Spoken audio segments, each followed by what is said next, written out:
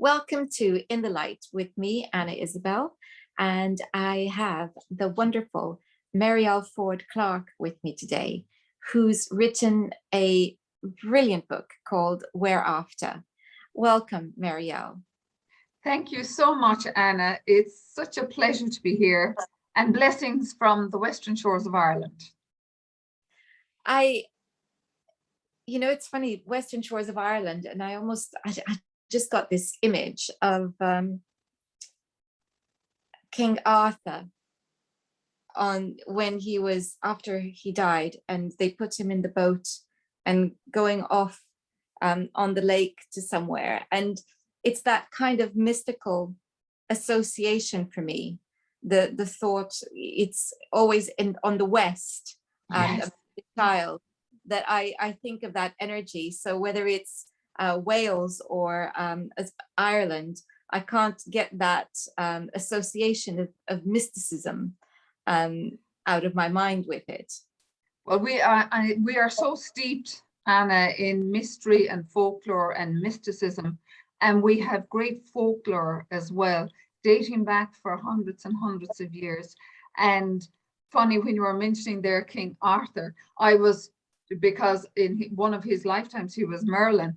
And when I went to Glastonbury, I was totally drawn to the Thor and to the Chalice Well, and I was intrigued with the mysticism there. And there we have beautiful pockets of and portals in Ireland. We have Newgrange, which is over 5,000 years old, where the sun absolutely hits a certain spot in one particular time of year. And we have Clonmacnoise, which is in the heart center of Ireland, which carries the heart chakra for the entire planet. So we have beautiful, beautiful energy, and we have beautiful, as I said, scenery, and we have lovely people going with it. Yes, there is. And we have music which enlivens our soul. We mustn't forget the music. Must never forget the music. Well, it seems to me the perfect location for your development, which eventually leads to this wonderful book, Where After. So can you explain the title, please? Where After is it's like the subtext, where after, but the subtext is, where do our loved ones go after they die? And this book may have been in me for many lifetimes, but until I had an accident in 2018, a very bad ski accident, which left me invalided for months and months, where I couldn't walk. And I collated all the knowledge and information I had from my workshops, from my private practice, and from the research I would have gleaned over 30 years. And I was guided one night by Spirit that now was the time that I needed to use my time productively and to start writing earnestly. Now I have written short stories for spiritual books. I have written for newspapers and magazines, but the idea of writing a book terrified me, absolutely terrified me. And I said, how on earth am I supposed to write a book? And I was shown by my spirit world exactly the format that it was to take. And there was no chapters in this book. It was all headings that you could eventually open the book in any page. You can open it, and what you need to know for that day is exactly either on the left and right hand side of the page, or maybe just some of it. So it was a great honor to be guided by Spirit, and that this book actually was birthed. And I have to say, the title of the book, I had a different name for it completely. And my mother, who was deceased, came to me one night, and she held up a big screen before me, and on it was Where After, and the subtext, and it was in a 3D. And she said, that was the name. This is the name for your book. And it's funny, I had been writing out different names for my book for weeks beforehand, trying to change it, and nothing would come. So I just left it. And then my mother appeared, And she had made her transition 3 years previously. So that's how the name of the book actually came. But it's combining, Anna, all of the research, through the scientific research, the medical research, and my own spiritual experiences with clients. And bear in mind the fact that I qualified as a serologist, so my mind will be extremely scientific. So even though I had huge experiences of spiritual dimensions when I was younger, but I never spoke about it. I had encounters with beautiful beings of light. I had encounters with angels, but I would never have spoken about it. So this book being put together, it was to bring hope and comfort to those that are bereaving the loss of a loved one. And be it a child, be it somebody through suicide, be it a husband, a wife, a daughter, a mother, a father. It's for those that don't believe in anything after this life. It is a definite, solid book, which will not just, you couldn't just walk away from and say, no, there still isn't anything. I am hoping through my guides that have guided me to put it in the way I did, that they will go searching, even for the biggest skeptic, that they will want to, well, maybe there is something. Maybe there just might be something that I did not give energy to it, you know. So it's that hope as well, Anna, that it not just that, but it'll help those that are non-believers. And in saying that, Anna, you don't have to be religious. I'm very spiritual, but I was reared Catholic, but I'm spiritual. But you don't have to have any religion to believe in an afterlife. We are all entitled to this transition, and it's not got to do with religion or belief systems or dogma or creeds. We are all entitled to go to the afterlife. Now, there are different levels, but that's another story. One of the things I really like about the book is that you cover so many topics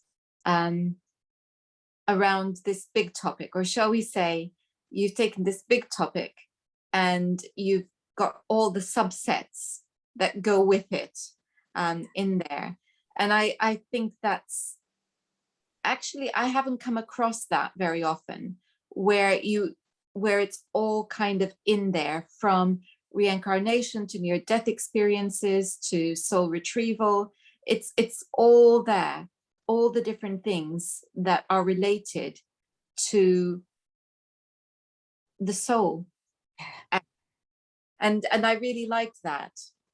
Oh, that's lovely to hear you say that, Anna, and that's a lovely compliment. Thank you. And this is the whole purpose of my argument. When my guides were showing me this book, I said, I need chapters, guys. And no, I had to trust that this was their wisdom being imparted to me. And I think that's the beauty of Whereafter. It brings comfort in the sense of the science. The sciences are there. The science goes back for thousands of years, where the belief in the afterlife was documented and recorded. Also, the medical evidence to support the afterlife is phenomenal. I talk about Dr. Ivan Alexander, who was the neurosurgeon who didn't believe in anything but science, and I understood where he was coming from. And then there was Dr. Raymond Moody in the 70s, who did a whole study on life after life and all his patients that actually were clinically pronounced dead. And they would after being resuscitated, they would talk about the commonalities that others who had been brought back by resuscitation, about floating above their bodies, about seeing a significant other, seeing a being of light, being drawn through the tunnel and light, and somebody then putting up a hand or saying, no, it's not your time. So there was there is huge things about the near-death experience as well, because I had one. And while all of us that are NDE experiencers, they still slightly vary a little, because not everyone might be drawn to through the tunnel and the light. Not everybody might be hear music like I did. And so there are beautiful things like that. Then the outer body experiences, Anna, as well. we all have these out-of-body experiences. Every single one of us leave our body at night, because the soul gets very bored just going to sleep when we try and sleep, you know. So the soul is connected with the silver cord. And this is another thing that I put into Whereafter. The cord is, it's like, and some people say, how do you explain it? So I get them to visualize the baby in the mother's womb, and it is nourished and fed by the umbilical cord. And then when the time for this little soul to be born enters the world, the umbilical cord is cut. And mom is independent and baby is independent then of each other. They are separate entities. So the silver cord is what keeps us alive. It's our lifeline, but it is limitless. It can go right into space as we astral travel at night. And that is, we can meet others in which, it depends on your advancement spiritually. We can meet higher beings of light. We can receive information that we might validly need the next day or next week. So the outer body experiences, and I'm probably bringing them very briefly, talking about them very briefly, is huge. And as I said, nothing to be afraid of, because we are always minded by the higher beings of light, and we're always guided. Then we have the past life regression therapy, which is another phase which really highlights the afterlife. And I had the pleasure of studying with Dr. Brian Wes, Many Lives, Many Masters, many years ago. And I mean, his story with his client, Catherine, and he was president of psychiatry. And he said, how am I going to tell the world that there is such a thing? This girl here, 27 years of age, has told me about her past lives. She has told me about the war. She has told me about the battle. She has told me about the different cultures. There was things that she was able to tell him. And we had no Mr. Google that time. So he used to have to research it. And everything she said was true. But his hour of awakening came, Anna, when she actually told him something very precious, personal, and sacred to him. And then it was from there on, there was no, he knew that he went from skeptic into total afterlife believer. And then that's when he knew he had to bring all the recordings of Catherine and make a book out of it. So that was one of his first books, Many Lives, Many Masters. So there is lots of, yes, there is out-of-body experience, near-death experiences. There's the journey of the soul. And that's an incredible, that really, I was very passionate about that section, because I know the soul is the essence of who I truly am. The soul holds our consciousness. The soul guides and inspires us for every part of our life. The soul is just that incredible part of us that never dies. It's what gives life force to our body. And what people sometimes don't realize, Anna, is that we are spiritual beings having a human experience here on earth. And when we agree to reincarnate on earth, we hop into this physical body, this vessel. It's only a vessel. It's like hopping into your car. But if you take the engine out of your car isn't going to go nowhere. So when we transition, or when our life's contract is complete on this earth, the silver cord disengages, and there is a point of no return where it just goes, and there is no coming back. There is no resus. There is nothing. It was our time. And the soul, our beautiful souls decide our coming and our going. We may have it for a season, a reason, or a lifetime. So it's just a beautiful journey to understand your own soul makeup and your own soul matrix, and why things happen to us, why we are struggling maybe with certain parts of our lives. Is there patterns we're repeating? Are we ignoring the signs that are coming from the spirit world to learn a lesson? So it's so important that we nourish our soul as well. You know, if we're advancing soulfully on Mother Earth, we need to be around people that are of the same caliber, of the same vibration. So we need to know that we have a tribe. I call them my tribe, Anna. You know, I will gravitate towards my tribe. We will support each other in our belief systems. We support each other in our work, and we are a very solid foundation for helping others to see their soul light. And still speaking of soul, I had the amazing experience in the 200 and maybe 6 of meeting Dr. Chigang Shah, who is an amazing man who wrote Mind, Body and Soul. And I studied with him afterwards, and his concept of soul was totally divinely guided to him. And he taught us about soul language. He talked to us about soul songs. He talked to us about soul essence. And that if we have an injury in our body, or if there's part of our body that's compromised with illness, that we can talk to that soul. Say if I had a bad kidney infection or disease, bless it, I don't, but I would talk to the soul of my kidney, and I would bless it, and I would thank it for the work it is doing. And I would say, now it is time for a new soul to be granted to me. So I would release the old soul and bring in the new soul, and I would ask it now to, I would welcome it into my body, and I would ask it to do a good job. It was just an amazing, it was a form of, it was a healing modality. And it's very powerful, and it's lovely. And I'm probably talking too much about the soul now. Well, there's, so much to talk about. There's so much to explore. And I think that for those who are regular viewers of In the Light, we're all wanting to explore different aspects of spirituality. But I was just thinking about out-of-body experiences, and the fact that it seems that most of them are experienced whilst we're dreaming, whilst we're asleep.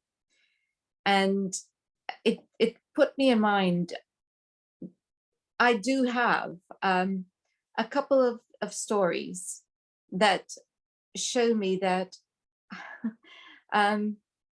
beyond the world of dreams, I can be busy. Yeah. And if I just want to share this little anecdote where I was in Crete on holiday one year with my partner, and we were having dinner, and there was another couple at a table just close to us. And I kept thinking, I know her. But for the life of me, I couldn't. And funnily enough, when we finished dinner, they came over to talk to us. Reason being, she thought she knew me. And we had never met. On the way back to our room, I suddenly remembered a dream in which the two of us were sitting on the edge of a swimming pool with our feet dangling over the edge. We were having a lovely time, and we were laughing. And I don't remember anything about the conversation except this. We were talking about our partners, and they must meet. Oh my goodness. And of course I had no memory of this, but she knew me and I knew her, and we had to speak. And it was later that I remembered why it was that she was familiar to me. And I'll always remember that. And the whole holiday, we had so much fun. We laughed so much together, the four of us. And yes, it's a treasured memory, that. But that is the only time that I feel that I can say, I know that my that I'm busy Yes. Yes. while I'm Yeah. asleep, because that was absolute evidence to me that I'm doing something other than sleeping. Other than sleeping, yeah. And other signs as well, Anna, that you're having an outer body experience. It can be as simple, like you, that kind of encounter, and you say, I know that person, like what you had. Another one is where you're in a place, you've traveled to some place that you've never been before, but all of a sudden you're there, and you know the street, you know what's around the corner, and that you have a huge deja vu of, I've been here before. And there is, or you can be in a place and all of a sudden the language resonates with you, even though you never learned the language, but you can speak it. This is huge signs of out of body experiences as well. And one of the main things, Anna, about traveling out of our body at night, because we have a limitless cord with the silver cord, is sometimes when we're out there in the astral planes, when it's time for the soul to re-enter the body, we can have almost this sensation of, oh, a dreadful thud, or we're just, something is after hitting, that we'll jerk in bed. And that's what they call catalepsy. It's where the soul has to re-enter very quickly before the body wakes up. And we all have had those, or the feeling of sinking, or a feeling of, when I have the feeling of sinking, I'm saying, okay, I wonder, where was I now? Where did they bring me last night? But in saying that, Anna, you can also ask your soul to bring you out of your body into maybe various places. If you needed healing, you can ask to be brought to the temple of healing. But in asking, always ask your spirit guides and your guardians of protection to travel with you, because it's a vast universe out there. So while there is so much light, there is also dark. So it's important that we ask our guides and our guardians of light to protect us during our dream and sleep state. That's so important for all of us. So, you know, these are lovely phenomena, and they are things that we are all experiencing, but sometimes, and a lot of the times, we don't remember. We don't remember we've had this out of body experience. No, that experience that I had was very unique for me. I haven't had anything else. Yes. But it was, to me, evidence that something's happening. Perhaps not every night, but something's happening. Yeah. As I said, Anna, the soul gets very tired. It just doesn't sit there and wait for us to wake up. It has work to do. You know, we have still learning. We're still learning at a very super conscious level in the astral planes. And sometimes also I find it's a massive tool and a wonderful, powerful tool, that if we have difficulty in discerning something, or if we have a problem that needs solving and we do not know the answers, at night, before we close our eyes, we can ask our higher self, or our I am presence, which is the highest aspect of our soul, to bring us back. This is the problem. Bring me back the answers in the morning. And it's incredible what happens. I think that is a beautiful note on which to end our conversation. I know that we could speak for hours. So I would say that if the topic interests you, the book we're talking about is Whereafter, and I will make sure that there's a link to that on the description box. And if you want to know more about Mariel and her journey, then you can watch the interview that we've just done for Life Astrologer about her life and her chart. And the link to that will also be on the description box, along with her website, which is marielfordeclarke.com. Thank you so much, Mariel, for joining us today. Thank you, Anna. It's been a gift and a pleasure. I bless you. Namaste. Thank you. And thank you all for joining us on In the Lights today. And I look forward to next time. In the meantime, please, if you haven't already, do subscribe, because then you'll be able to see all the interviews that have been done to date. And if you feel inclined, also do share. Until next time, goodbye.